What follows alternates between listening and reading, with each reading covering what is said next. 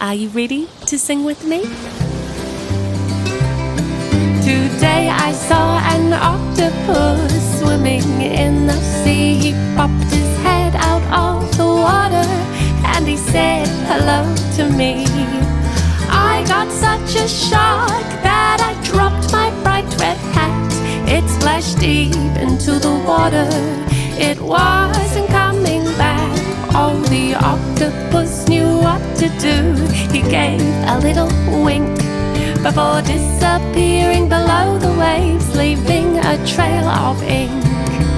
So he popped back up and sitting proudly on his head was my head, crooked, wet and red.